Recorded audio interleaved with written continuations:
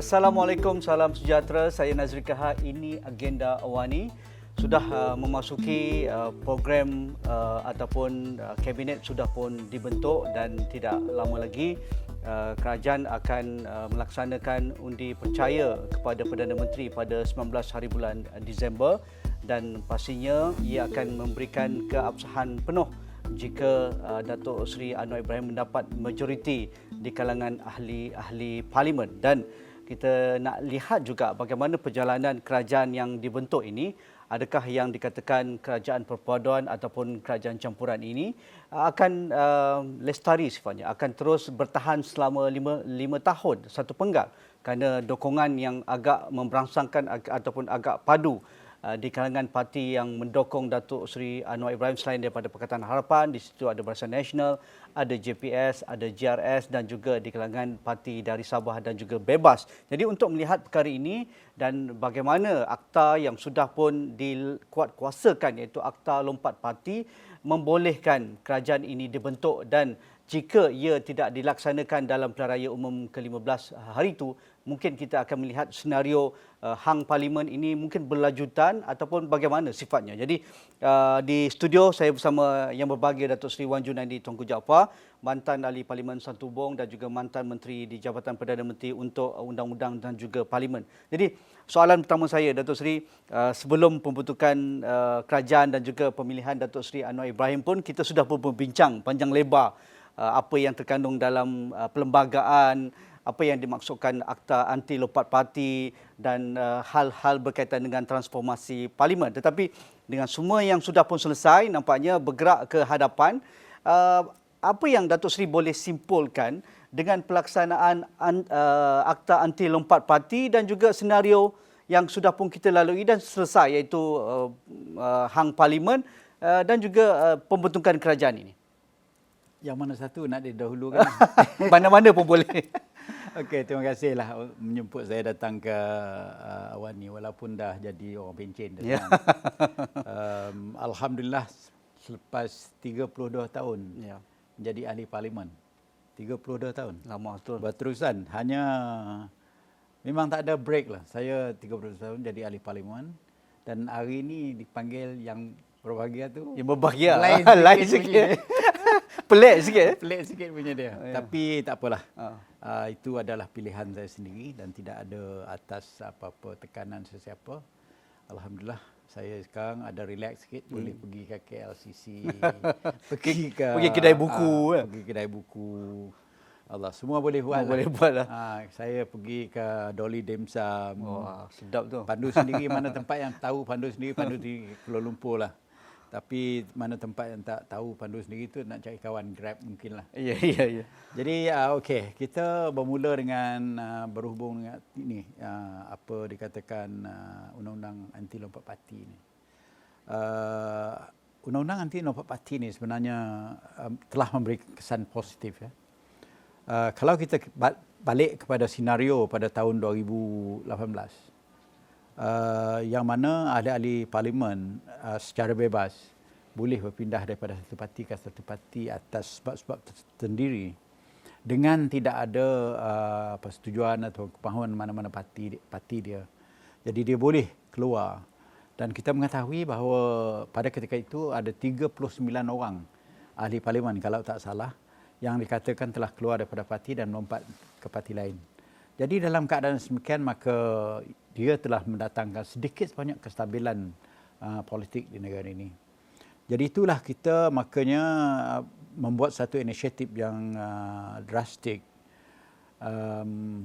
untuk menggubalkan rang undang-undang ini dahulu.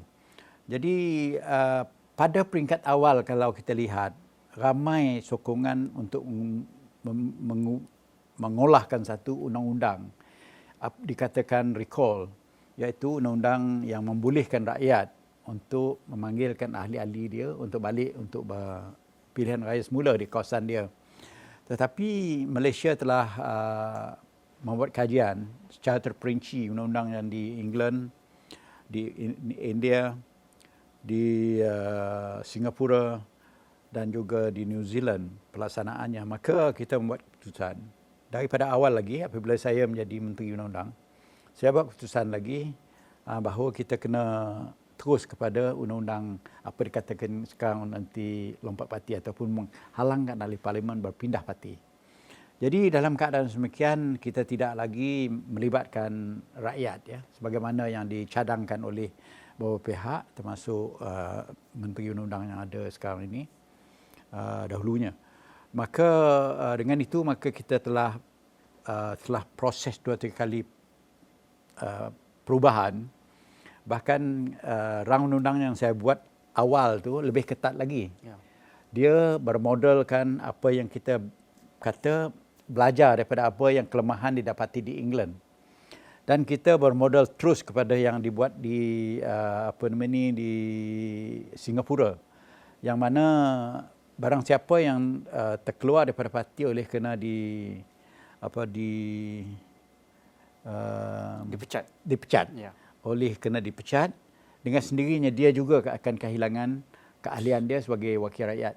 Jadi oleh kena kerajaan pada ketika itu adalah kerajaan juga coalition government ya. Jadi yang mana ahli-ahli parti di dalam kabinet itu sendiri tidak berpuas hati dengan apa yang saya buat. Makanya pada bulan April 2022 tu rang undang-undang itu telah tidak ditolak. Dan akhirnya kerajaan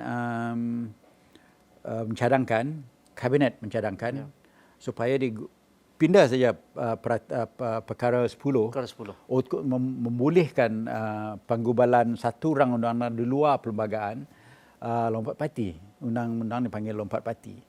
Jadi saya masih berpendirian dan disokong oleh pihak AG bahawa yang lebih baik ialah perlembagaan. Ya, sebabnya simple majority boleh menghapuskan rang undang-undang biasa. Jadi kalau kita buat dalam perlembagaan, dia tidak mungkin boleh dihapuskan dengan semudah itu. Ya. Maka kita dah mengetahui pada 11 bulan usul Dewan Rakyat telah diluluskan, dan selepas usul Dewan Rakyat diluluskan, dilantikkan satu jawatankuasa khas Parlimen, Select Committee, dan saya sendiri telah dilantik menjadi pengurusi dan pakar undang-undang dalaman daripada parti-parti yang terlibat dalam Parlimen itu sendiri. Orang yang mempunyai kepakaran pengalaman yang sampai 20-30 tahun seseorang. Jadi itu yang saya katakan dah total pengalaman yang ada dalam jawatankuasa itu ada hampir 200 tahun. Jadi tak mungkin kita tak boleh menggubalkan satu rang undang-undang yang baik untuk negara dan untuk kebaikan rakyat dan negara. Dan disokong oleh pihak AG dan Bahyu, jabatan kepada Perdana Menteri. Jadi dalam keadaan demikian kita dapat gubalkan rang undang-undang ini dan dilaksanakan. Akhirnya mendapat keberkenan Duli Tuanku. Dia 2-3 peringkat. Itu juga menjadi satu suspense pada kita pada ketika itu. Yang pertama, peringkat keberkenan Duli Tuanku di bawah perkara 66, iaitu undang-undang itu sendiri. Ya. Diberkenankan oleh Duli Tuanku. Tetapi sebenarnya Duli Tuanku telah berkenan sebenarnya bersama bersekali untuk menguatkuasa pada masa yang sama. Tetapi kabinet memberi arahan pada saya, tunggu dulu sekejap. Sebabnya kita nak minta pihak negeri-negeri supaya melaksanakan undang-undang yang sama. Tapi oleh kerana pada ketika itu pihak negeri, DUN negeri tidak bersidang. Jadi makanya mereka tidak boleh berkemampuan untuk meminda perlembagaan. Jadi dalam masa itu saya berbincang lagi dengan Perdana Menteri masa itu, Datuk Seri Ismail. Kita tak boleh tunggu lagi dah. Kita tak tahu bila Dewan ini akan Dewan Parlimen ini dibubar. Walaupun apa dikatakan prerogatif PM berjumpa dengan yang dulu yang di-Pertuan Agong, tetapi dalam masa yang sama dasarkan kita tahu daripada luar memungkinkan perkara ini berlaku dan di luar kawalan kita. Jadi akhirnya kabinet kata okey. Tetapi pada ketika itu Duli Tuanku dah bagi awal lagi dikatakan tu dia punya keberkenan untuk pelaksanaan menguatkuasa undang-undang tersebut. Jadi sekali lagi perkara itu menjadi bebanan pada saya bermohon balik kepada Duli Tuanku untuk meminta diperkenankan sekali kedua. Kerana dia tak boleh kita sendiri buat. Benda yang dia sudah dibuat oleh Duli Tuanku itu kita tak boleh ubah langsung. Melainkan ada keberkenan Duli Tuanku sekali lagi. Selepas itu, Alhamdulillah Duli Tuanku melihat kepentingan negara itu jauh lebih penting daripada apa-apa sekali. Dan saya mendapat cepat dan akhirnya pada 5 hari bulan tu, saya mendapat keberkenan Duli Tuanku untuk melaksanakan undang-undang tu. Datuk Seri, kalau kita lihat senario selepas 19 hari bulan, keputusan tidak memperlihatkan mana-mana koalisi ataupun pakatan parti politik mendapat majoriti mudah. Boleh kita bayangkan jika Akta Anti ataupun Undang-Undang Anti Lompat Parti ini tidak dikuatkuasakan ataupun tidak dijadikan undang-undang. Boleh kita bayangkan ketika ini ataupun ketika itu pastinya pergerakan ahli parlimen bergerak ke parti A, ke parti B ataupun vice versa itu akan berlaku. Memang saya melihat walaupun undang-undang yang dilulus itu saya gunakan istilah orang putih lah. Short of apa yang saya kehendaki daripada awalnya, tetapi dia mencukupi untuk menghalang perkara ini daripada berlaku. Sebabnya apa yang berlaku di sini ialah saya daripada awal lagi bersetuju bahawa kalau satu-satu parti itu berpindah daripada gabungan, dia tidak menjadi satu kesalahan kepada parti tersebut. Asalkan parti itu keseluruhannya ahli dia pindah keluar daripada satu gabungan itu, dia tidak akan menjadi satu lompatan parti. Jadi dalam keadaan demikian, tapi kalau 2-3 orang ataupun 10 orang ataupun 20 orang pada ahli itu, walaupun dia yang dipilih itu 30 orang, 20 orang pindah contohnya, parti dia masih kekal atas usul parti itu sendiri. Kekal dengan gabungan ini. Dia keluar daripada parti itu, masuk sokong orang lain, ataupun dia keluar daripada parti itu, mendaftar dengan orang lain, habis cerita dia. Jadi sokong menyokong itu satu perkara. Sokong ini tidak jadi satu masalah. Tak ada masalah dalam undang-undang ini. Sebab itu juga kita bincang panjang lebar. Dan ahli-ahli dalam panel, dalam kita punya jawatankuasa itu kita bincang sampai 4-5 hari itu. Perbincangan itu sampai berjam-jam. Mesyuarat dan sampai ada 4 jam, 5 jam satu sekali mesyuarat. Kita bincang hal tu. Soalan demokrasi dalam parlimen, hak ahli-ahli parlimen buat pilihan dan sebagainya. Tetapi satu perkara yang tidak dibolehkan ialah keluar daripada parti dan masuk parti lain, mendaftar jadi ahli parti lain. Sokong tu boleh. Tetapi dengan syarat parti itu tidak mempunyai satu syarat dalam perlembagaan parti itu sendiri, mengatakan kalau you sokong ke sana tidak ikut dengan saya punya cerita macam di India, dia akan tergugur keahlian. Secara automatik. Kalau mana dia tergugur, itulah provision dalam undang-undang ini menyebut cease to be the member of the party ataupun hilang kelayakan menjadi ahli parti itu, dengan sendirinya keahlian dia sebagai ahli parlimen juga hilang. Jadi perkara ini itulah saya ulas masa kita 1 jam lebih kita dekat sini kan. Saya sebut tu ada 2-3 orang ahli UMNO tu saya sebut dia tidak kehilangan melainkan dia keluar daripada UMNO itu sendiri. Sebelum dia kalau dia tak keluar, itu tidak menjadi masalah. Sokong tu tidak masalah. Kerana dibolehkan mengikut universal practice bahawa ahli-ahli parlimen itu bebas, itu dikehendak oleh ahli jawatankuasa itu juga memilih apa yang tidak boleh dibolehkan. Jadi bayangkan kalau pada 19 hari bulan adalah ahli-ahli ini nak menyokong ke lain, itu akan berlakulah satu perkara yang mungkin tidak kita ingini di dalam negara. Kerana kalau hanya menyokong sebagaimana saya sebut tadi, tidak jadi satu masalah. Jadi makna dia boleh menyokong lah mana-mana parti. Dia tidak boleh menyokong, tidak perlu menyokong mana-mana parti. Oleh kerana ini juga kehendak ahli-ahli yang mewakili parti mereka dalam select committee itu. Bukan saya yang buat. Itu ahli yang bersetuju. Jadi dalam keadaan semikian kita masih dalam dilema. Itulah sebabnya saya lihat perkara itu pada bulan 3 bulan 4 dahulu 2022, memikirkan kalau perkara ini berlaku mengikut undang-undang yang lama saya buat tu, dia tak boleh berlaku dah. Betul. Sebab contoh di India kita ada lihat. Contoh di England kita dah lihat. Kalau dia gagal mengikut arahan whip parti dia sendiri, dia akan kehilangan keahlian dia dalam Status parlimen. ahli parlimen. Okey.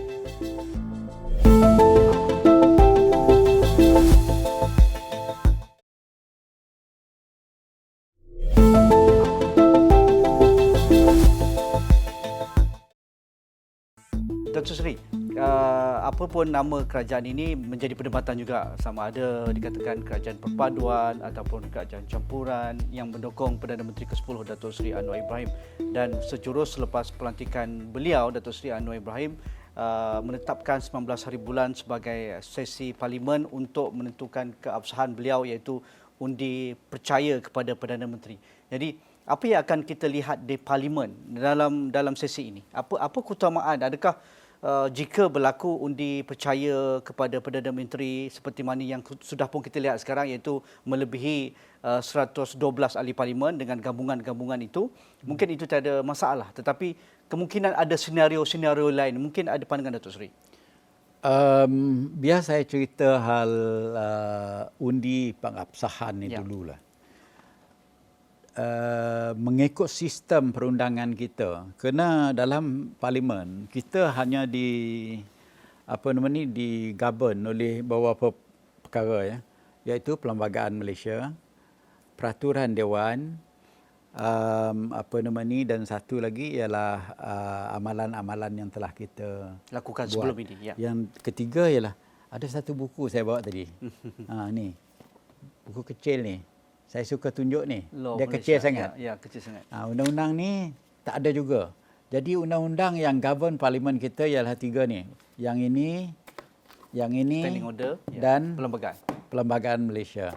Itu tak ada. Jadi tak ada mengatakan keabsahan ini perlu dibuat. Disegerakan. Sama disegerakan atau tidak disegerakan, Itu pun tidak pernah dibuat. memang tak dia perlu.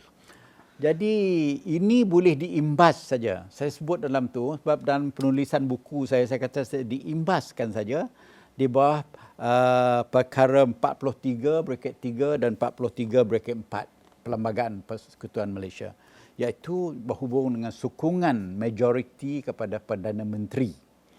Itu saja boleh diimbaskan. Ada perkara itu berlaku, ada perkara itu disebut dalam perlembagaan. Tapi mekanisme untuk melaksananya di Dewan tidak ada. Dan tidak pernah ada dalam buku-buku kita ni, sama ada yang asal di draft asal pada tahun 56 dahulu, ataupun digubal dalam ini pada tahun 48 dahulu, ataupun yang ini pada tahun 57-56 dahulu. Tidak ada. Jadi maknanya tradisi kita memang tak ada. Sebabnya kita tidak memandang pengabsahan seseorang Perdana Menteri itu perlu pada ketika itu. Tetapi perkara ini menjadi satu trend pandangan ahli parlimen sekarang, untuk memastikan bahawa ahli parlimen dalam keadaan majoriti yang tidak besar, pasti, ya, tidak pasti, oleh kerana satu-satu blok parti, ya. Macam dulu kita melihat dia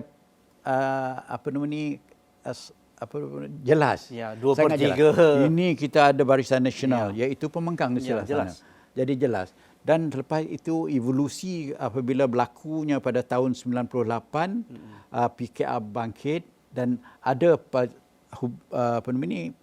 satu coalition juga berlaku pada ketika itu, walaupun tidak didaftar, ada Pakatan Rakyat pada ketika itu, tetapi kita melihat ada macam tu sistem parti itu. Tetapi dia masih jelas. Kalau 2004 kita melihat Pak Lah punya trend meningkat tu, walaupun 2008 tu dia menurun, ya. Tetapi trend dia jelas. Dua saja sistem tu, dua saja orang yang akan berlawan. Tetapi selepas 2018 tu, itu perkara jadi berteramuk 3-4 ni. Oleh kerana banyak sangat parti dah wujud. Jadi apabila berlaku sekarang ini pada tahun 2022 ni, kita dah tengok tiga dah. Kita tengok tiga, Pakatan Harapan, Barisan Nasional dan PN, Perikatan Nasional. Jadi kalau kita lihat daripada sudut itu, kita lihat daripada blok. Dulu Tuanku membuat keputusan yang amat bijaksana sekali. Kena lihat daripada blok. bukan kisah pasal Datuk Seri Anwar Ibrahim, bukan kisah pasal Tan Sri Muhyiddin Yassin ataupun Datuk Seri Zahid Hamidi, bukan. Itu bukan soalan dia di sini. Soalan di sini, the biggest block pada ketika itu ialah daripada Pakatan Harapan, yang mana diketuai oleh Datuk Seri Anwar Ibrahim. Jadi dengan ditakdirkan yang Barisan Nasional yang sentiasanya loggerhead dengan Pakatan Harapan punya geng ni mau bercantum. Jadi tawaran bermula juga dengan Pakatan Nasional. Mau tak tubuh, tetapi tak mampu nak cari. Jadi dengan adanya Pakatan Harapan dengan Barisan Nasional telah menggabungkan satu coalition yang cukup memadai untuk menumbuh kerajaan dengan sokongan daripada URS dan GPS daripada Sarawak. Dan dalam keadaan sedemikian, makanya tertubuhlah satu kerajaan, terlantiklah Perdana Menteri. Apabila terlantiknya Perdana Menteri, saya tahu Datuk Seri Anwar memang berminat dengan soalan keabsahan, benda-benda yang baru, reform ni lah. Jadi dia Perdana Menteri. Di bawah ini, ini satu penting, orang mungkin tak terpandang. Di bawah ini, sebagai Perdana Menteri, dia the leader of the house. Apabila dia kata hendak diabsahkan dia punya kedudukan, he is talking sebagai the leader of the house. He is no longer talking sebagai Perdana Menteri sahaja. Bila jadi leader of the house, dia punya tu dah menjadi satu perkara yang penting. Presiden. Pasti perlu dipatuhi. Jadi dalam keadaan ini, demikian dia nak diadakan keabsahan. Walaupun sistem tak ada, peraturan tak ada, biasanya bila keabsahan sedemikian ini, kerajaan akan mengusulkan. Sebab saya banyak berbincang dalam buku saya berhubung dengan kalau usul keabsahan ini dibuat oleh private ahli biasa, bukan orang kerajaan. Jadi dia tidak berlaku oleh kerana notis 14 hari kena bagi. Bila notis 14 hari kena bagi ni, dia tak akan disinaraikan di bawah peraturan. Keutamaannya pula. Keutamaan di bawah peraturan 15 pula dan macam-macam. Jadi dia tidak akan bangkit untuk dibahas. Tetapi oleh kerana dibangkit oleh leader of the house dan menteri akan beri tahu dengan speaker di bawah peraturan lagi, mengatakan okey, ini satu perkara kepentingan orang ramai dan perlu disegerakan. Satu hari notis dah cukup. Kena buat. Makna hari ini dia bagi notis, besok dah boleh buat dah. Maknanya masuk 19 bulan tu dah boleh terus cerita hal tu. Jadi ini dia punya tu, jadi orang kata tidak dapat dielakkan menjadi satu kepastian akan berlaku.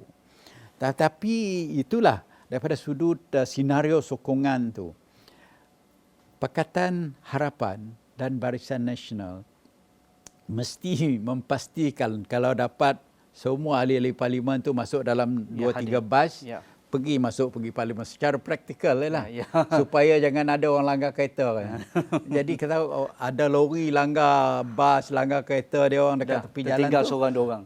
Bolehlah leader dah bagi tahu mungkin kami kena langgar oleh kerana malapetaka ni tak dapatlah keabsahan dibuat. Jadi dalam keadaan demikian kena pastikan ahli-ahli itu datang.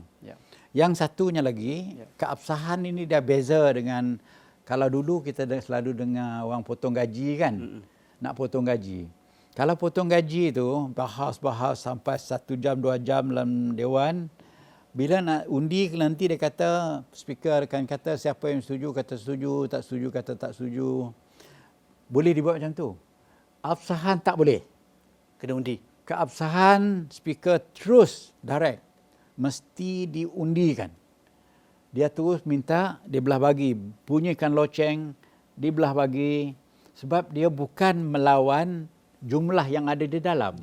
Dia melawan jumlah yang ada tertulis dalam perlembagaan, iaitu 222. Jadi dia punya jumlah yang mengundi sokong mesti lebih daripada 111. Makna dia 112 lah.